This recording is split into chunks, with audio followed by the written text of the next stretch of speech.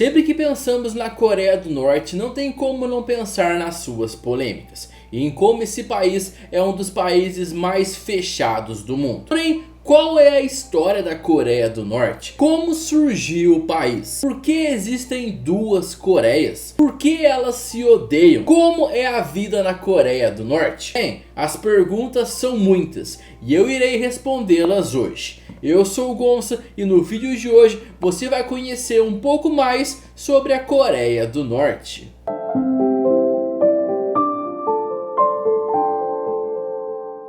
Mas antes de começar o vídeo, quero pedir com muito carinho para você deixar o seu like, me seguir e compartilhar o vídeo. Agora, sem enrolação, vamos começar o vídeo. Como surgiu a Coreia do Norte? Para começarmos a falar sobre a Coreia do Norte, precisamos falar sobre a Grande Coreia. A Coreia que antigamente era a união entre a Coreia do Sul e a Coreia do Norte. Porém, para entendermos mais sobre o porquê aconteceu a separação das Coreias, vamos ter que voltar mais tempo no passado. Voltar para o ano de 1876. Nesse ano, um país começou a ficar de conversinha com a Coreia. Esse país é o Japão. E o objetivo do Japão era se aproximar da Coreia tanto economicamente como politicamente, para que a Coreia fizesse parte do Império Japonês. Porém, foi apenas no ano de 1905 que um primeiro tratado entre os países foi assinado. Outro tratado iria ser assinado em 1910 e em 1910 a Coreia começaria a fazer parte do Império Japonês. Uma coisa que é importante dizer é que entre os anos de 1897 e 1910 a Coreia estava passando por uma crise enorme. Então podemos dizer que o Japão se aproveitou disso para convencer a Coreia a se juntar a ele. Bem, a Coreia faz parte do Império do Japão durante os anos de 1910 e 1945. E durante esse período, a Coreia era conhecida pelo nome de Chosun. E também, durante esse período, os coreanos foram forçados a trabalhar em campos de trabalho e fábrica. E a cultura e a língua coreana foram proibidas em favor da cultura e da língua japonesa. E além disso, em 1939, quando se iniciou a Segunda Guerra Mundial, o Japão convocou cerca de 5,4 milhões de coreanos para servir na guerra. Muitos coreanos foram retirados à força das suas casas e mulheres e meninas foram obrigadas pelo Japão a virarem escravas sexuais para seus soldados. Bem, após o lançamento das bombas atômicas sobre Hiroshima e Nagasaki, após também a invasão soviética da Manchúria e a invasão da Península Coreana pelas forças dos Estados Unidos e da União Soviética, o Japão rendeu-se às forças aliadas no dia 15 de agosto de 1945 e a Segunda Guerra Mundial chegou ao fim. A Coreia acabou sendo invadida pelos soviéticos ao norte e estadunidenses ao sul. Beleza, então vamos fazer um resumo para entender. A Coreia fazia parte do Império Japonês. O Japão lutou na Segunda Guerra Mundial e utilizou cidadãos coreanos na guerra. Porém, o Japão, junto com a Alemanha, perdeu a guerra. Com isso, a Coreia foi invadida pelo norte pelos soviéticos e pelo sul pelos Estados Unidos. Naquele momento, o mundo já estava dividido e já estava entrando no contexto da Guerra Fria, que foi uma época em que o mundo ficou dividido em dois. De um lado, tínhamos os Estados Unidos, um país capitalista, e do outro, tínhamos a União Soviética, um país comunista. Com isso, a Coreia começou a sua separação. A separação das Coreias. Bem, de um lado tínhamos a parte norte da Coreia, que junto com sua proximidade com a China e com a União Soviética, garantiu forte influência e pressão para a adoção do regime comunista. Do outro lado, na parte sul da Coreia, tínhamos uma forte influência do Japão, que após ser derrotado na Segunda Guerra, estava sob ocupação dos Estados Unidos. e, portanto, sobre influência capitalista. Com isso, começava a surgir as rivalidades internas na Coreia. Durante os meses de julho e agosto de 1945, foi realizada a Conferência de Potsdam, que teve como objetivo definir o que aconteceria com os países que perderam a guerra, como Alemanha e Japão. E com isso, americanos e soviéticos determinaram que a Península da Coreia, como era chamada Coreia na época, seria dividida em duas zonas de influência. O paralelo 38, uma linha imaginária que corta o país, seria o marco divisor. Com isso, o norte foi entregue à influência soviética e a parte sul foi entregue à influência americana. E tudo isso sem consultar o povo coreano. Em dezembro de 1945, a Coreia era administrada por uma comissão americano-soviética. Os coreanos foram excluídos de todas as negociações sobre o futuro do país. A comissão decidiu dar independência à Península Coreana apenas em 1950. A ideia da comissão era que durante 1945 até 1950, a população do norte iria viver no modelo comunista e a do sul no modelo capitalista, para que no fim pudessem decidir sobre qual modelo reunificar o país. A reação a essa estratégia foi tensa e marcada por muitas revoltas. No sul foram reportados enormes protestos nacionalistas e alguns grupos políticos passaram a pegar em armas. O ano de 1946 no país foi marcado por diversas revoltas, protestos e muitos ataques. Diversas pessoas morreram. Em 1948, a Organização das Nações Unidas, também conhecida como ONU, tentou organizar eleições livres para a unificação da Coreia, porém foram negados pela União Soviética. Mas mesmo assim, no dia 10 de agosto de 1948, a Coreia do Sul convocou sua primeira eleição nacional, a que os soviéticos foram contra. Em 25 de agosto foi a vez da Coreia do Norte ter eleições gerais, com apenas um candidato por distrito eleitoral. A afluência às urnas foi relatada de 99,97%, com 98,49% de votos a favor dos candidatos apresentados. O governo eleito no Sul após as eleições tinha uma forte ideia anticomunista e aprovou sua nova Constituição no dia 17 de julho de 1948, elegendo o presidente Syngman Rhee em 20 de julho. A República da Coreia, no Sul, foi formalmente estabelecida no dia 15 de agosto de 1948. Na Coreia do Norte, o novo governo comunista passou a ser chefiado por Kim Il-sung. Com isso, a Coreia na parte norte começou a ser chamada de República Popular Democrática da Coreia e foi proclamada em 9 de setembro de 1948. E não preciso nem dizer que esse governo tinha ideias muito contrárias da do Sul.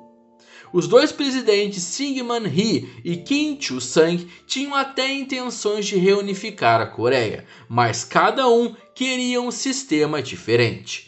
Tiroteios e confrontos nas fronteiras entre os dois países se tornaram comuns. A Coreia do Sul era bastante limitada em materiais e recursos. Durante essa era, o governo americano acreditava que os comunistas, independentemente da nacionalidade, eram diretamente controlados ou influenciados por Moscou. Assim, os Estados Unidos viam a guerra civil na Coreia como uma manobra por parte dos soviéticos. No fim de 1948, os soviéticos retiraram seus exércitos do norte. As tropas americanas se retiraram do sul em 1949, deixando as forças militares sul-coreanas despreparadas e mal armadas, ao contrário dos vizinhos do norte, que estavam fortemente armados com equipamentos russos.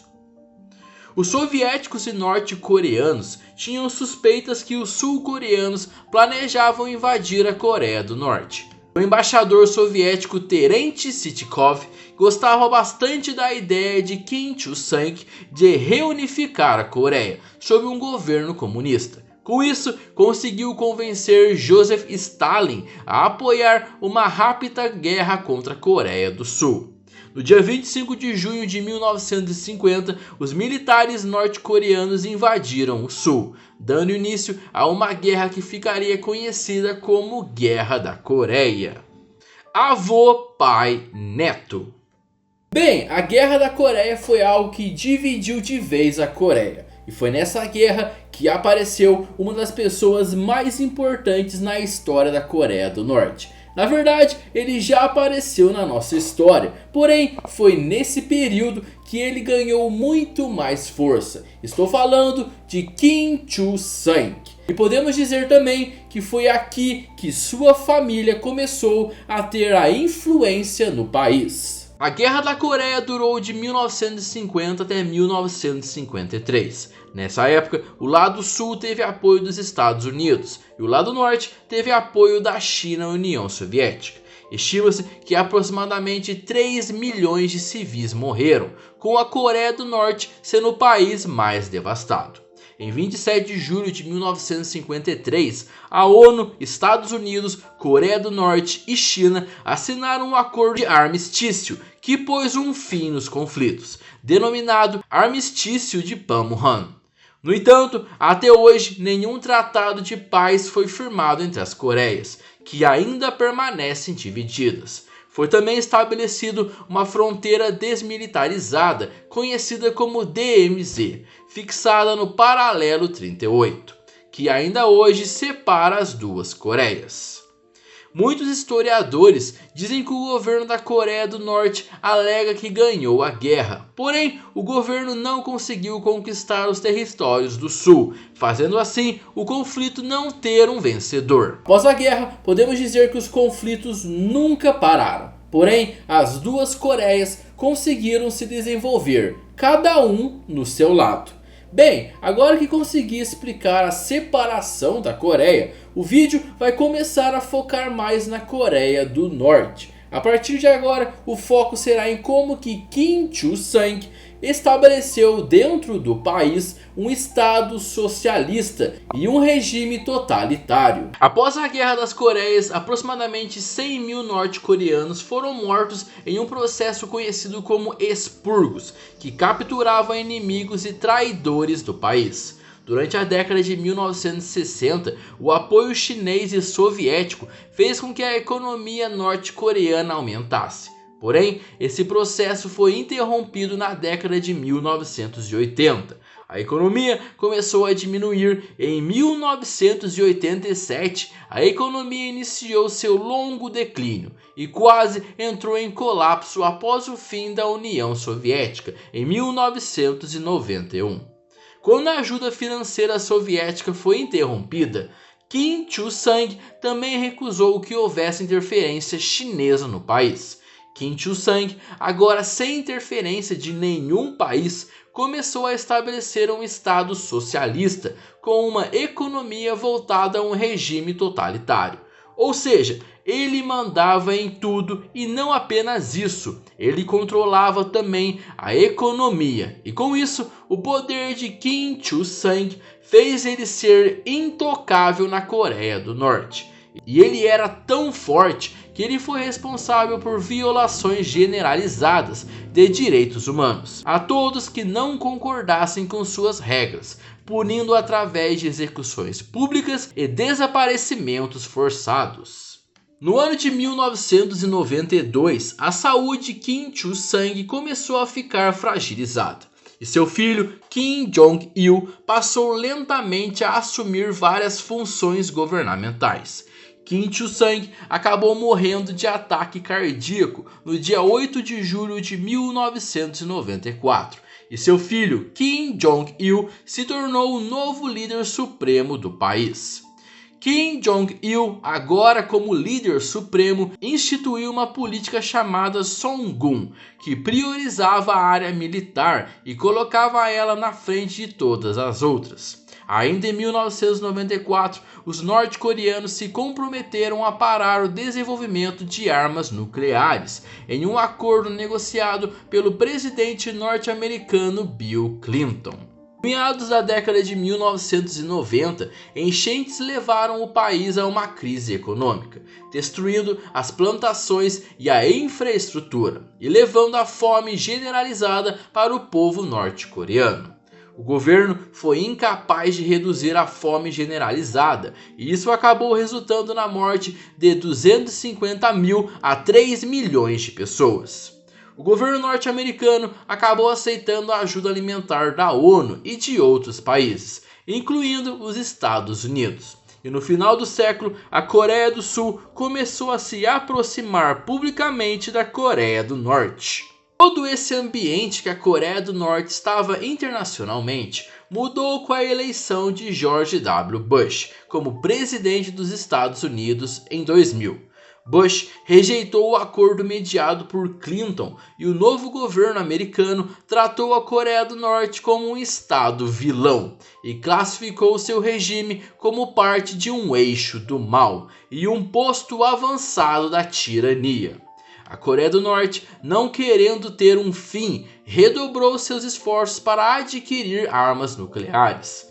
Em 2006, os norte-coreanos realizaram seu primeiro teste nuclear. Em resposta, o Conselho da ONU adotou de forma unânime uma resolução que impôs uma série de sanções comerciais e econômicas contra o país. Em 2007, a Coreia do Norte chegou a um acordo com outros países para encerrar suas atividades nucleares, obtendo em troca ajuda econômica e energética. Porém, o governo fez o segundo teste nuclear em 2009. Em 2010, as tensões entre as Coreias aumentaram após o acontecimento chamado Naufrágio do Cheonan, que foi quando um navio sul-coreano foi destruído, segundo os próprios sul-coreanos, pelos norte-coreanos, causando a morte de 46 marinheiros em 2010. Em 17 de dezembro de 2011, Kim Jong-il faleceu e agora o cargo de líder supremo da Coreia do Norte é de Kim Jong-un.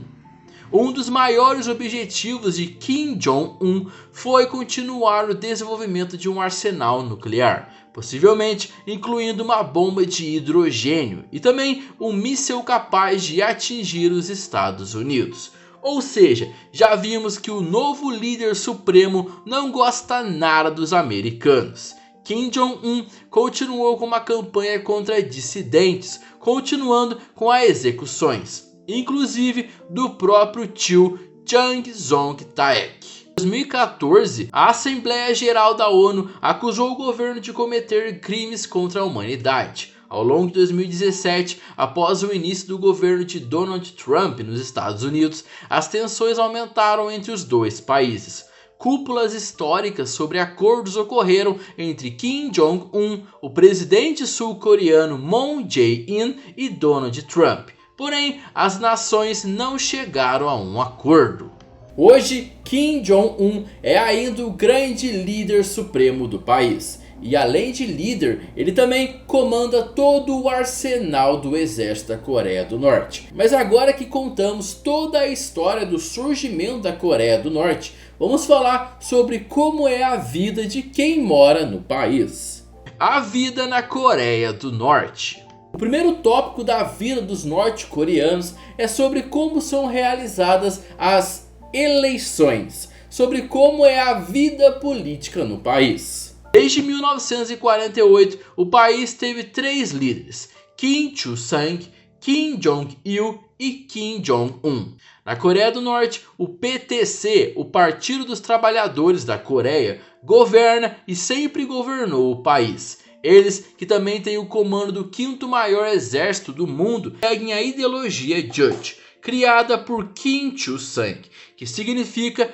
autossuficiência, que coloca o homem como mestre de tudo, e tem ideologia política que combina ideais de personalidade, militarismo e nacionalismo. No país, as eleições ocorrem a cada 5 anos. O detalhe é que as cédulas de votação sempre trazem apenas um candidato. Ou seja, hoje em dia você só poderia votar em Kim Jong-un. Religião.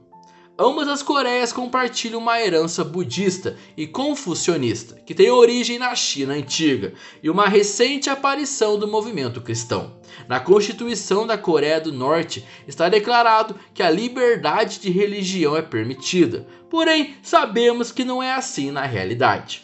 A maioria da população norte-coreana pode ser caracterizada como irreligiosa. O grupo budista norte-coreano é restritamente controlado pelo Estado e os cristãos são perseguidos pelas autoridades.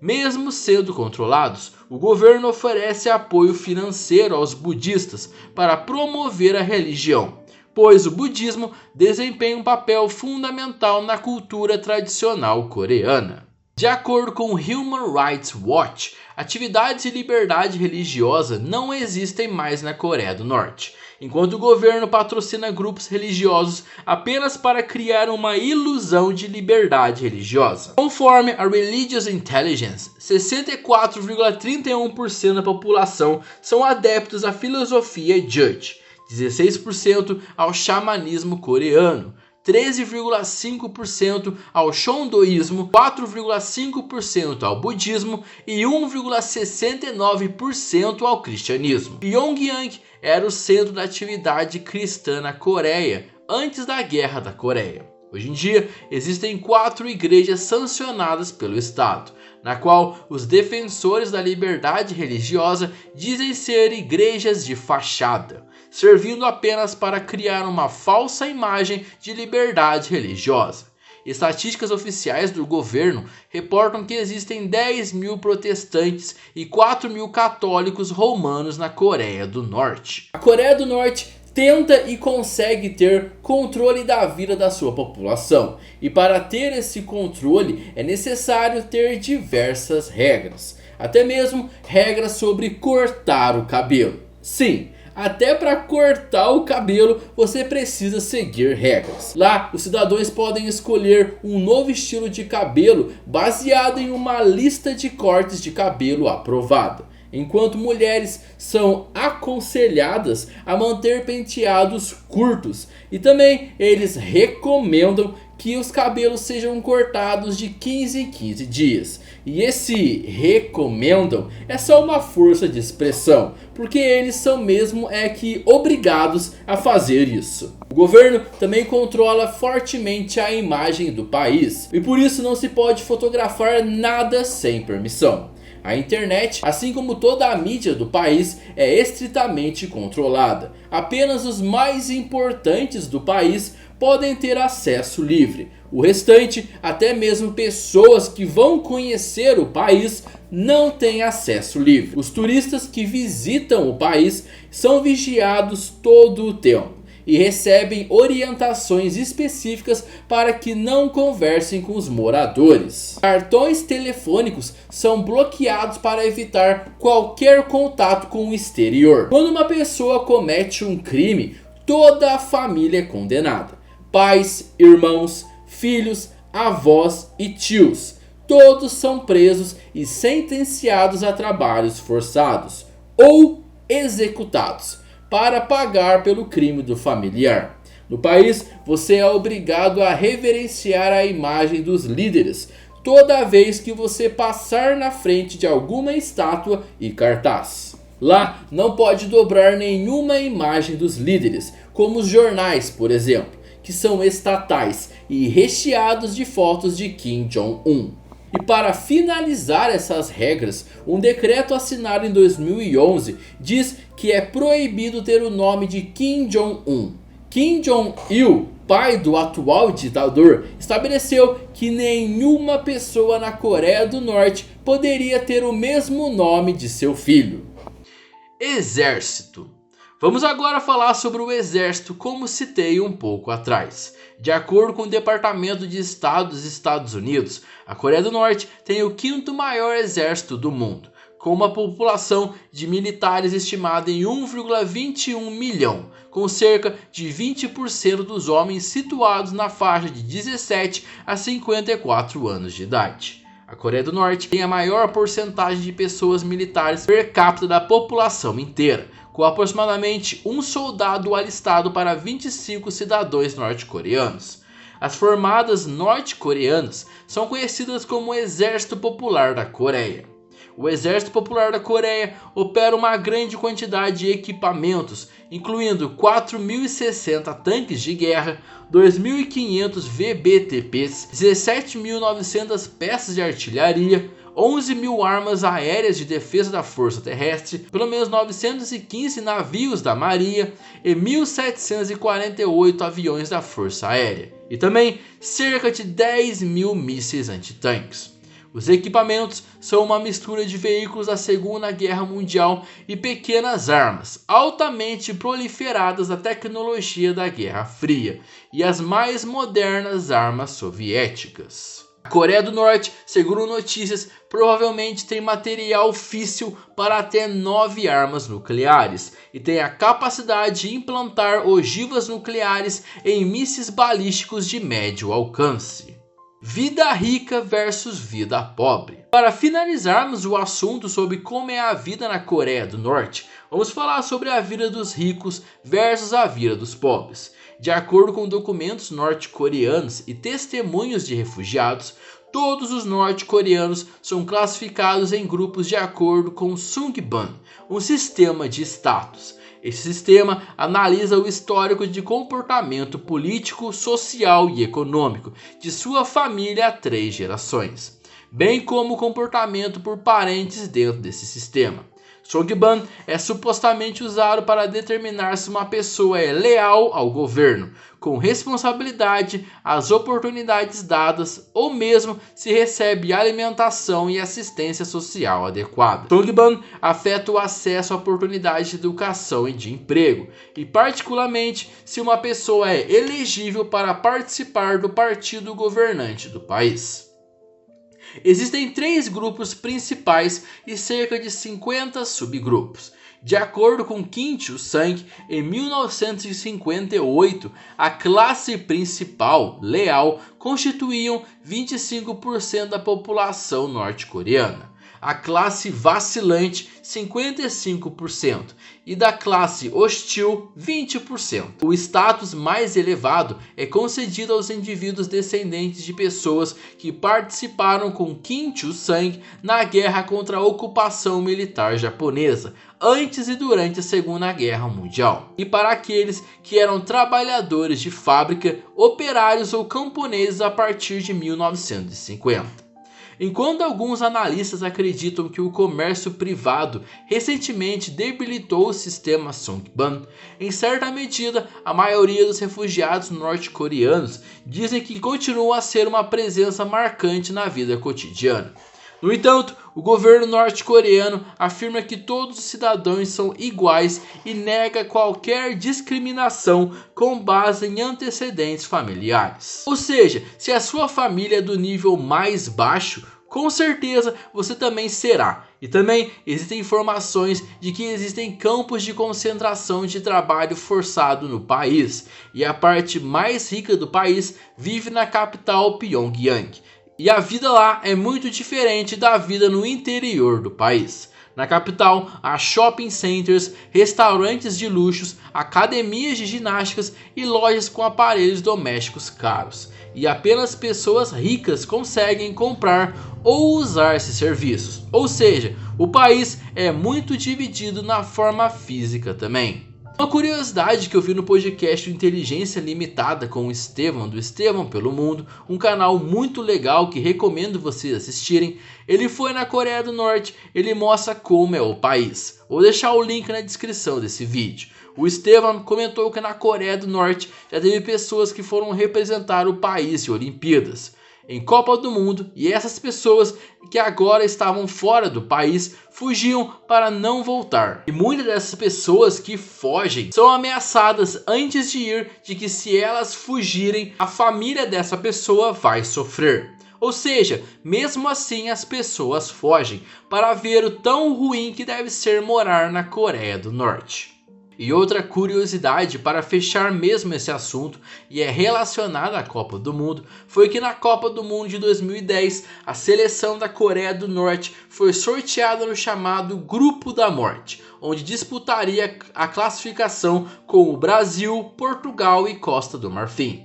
O governo anunciou que gravaria os jogos e apenas transmitiria para a população caso a seleção norte-coreana obtivesse resultados favoráveis. Mas a seleção perdeu o primeiro jogo para a seleção brasileira por 2-1, perdeu para a seleção portuguesa por 7-0 e perdeu para a seleção marfinense por 3-0. Por conta disso, foi desclassificado na primeira fase, como a pior seleção no campeonato. Segundo dissidentes do país e agentes do serviço de espionagem da Coreia do Sul, os jogadores e inclusive o técnico da seleção teriam sofrido violações dos direitos humanos em punições devido à má campanha durante essa Copa do Mundo. Kim Jong-un. Para finalizarmos o vídeo, vamos falar um pouco sobre o líder supremo da Coreia do Norte, sobre Kim Jong-un. E para começar, vamos falar sobre as polêmicas que ele já criou relacionada com o país. Acusado de traição e corrupção, o tio de Kim, Chung Sung-taek, foi executado em 2013 pelas forças militares da Coreia do Norte. A princípio, acreditava-se que a família do tio inteira tenha sido morta, mas a informação não era verdadeira. Já em 2014, rumores acerca de outra execução começaram a surgir. Aparentemente, após reclamar da execução de seu marido, a tia de Jong-un, Kim Kyong-kui, foi envenenada. Mas um ano depois, uma agência da inteligência sul-coreana afirmou que ela ainda estava viva. Um site especializado em noticiar fatos da Coreia do Norte, o Daily NK, afirmou que em 2011, quando o pai de Kim Jong-un morreu, o governo, agora de seu filho, iria punir com 6 meses de trabalho compulsório aqueles que não chorassem pela morte do falecido pai do líder supremo.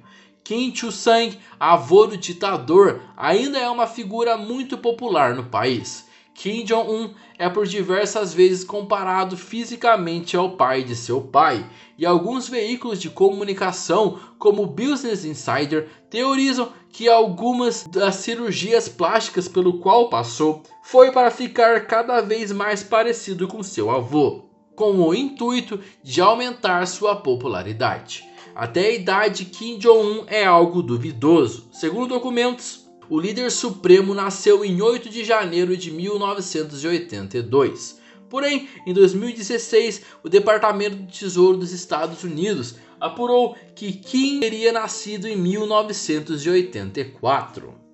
Para finalizar essa parte de polêmicas, na verdade, a próxima é mais uma curiosidade. Em 2011, o jornal japonês Yomiuri Shimbun divulgou que Kim Jong-un tinha visitado secretamente o Japão durante sua infância, utilizando uma falsa identidade com um passaporte brasileiro. Sim, Kim Jong-un aderiu a um passaporte brasileiro para poder ir à Disneylândia em Tóquio. Assim, com essa polêmica que liga o Brasil com a Coreia do Norte, vamos encerrar o vídeo de hoje. Se vocês quiserem, acharem interessante, deixem nos comentários se eu deveria fazer um vídeo apenas sobre o Kim Jong-un. Nele posso contar mais sobre a história de vida e mais algumas polêmicas. Bem, mas esse foi o vídeo de hoje. Eu espero que vocês tenham gostado, tenham entendido um pouco mais sobre a história da Coreia do Norte, né? Esse vídeo foi um vídeo que deu bastante trabalho, não à toa ficou um pouquinho longo.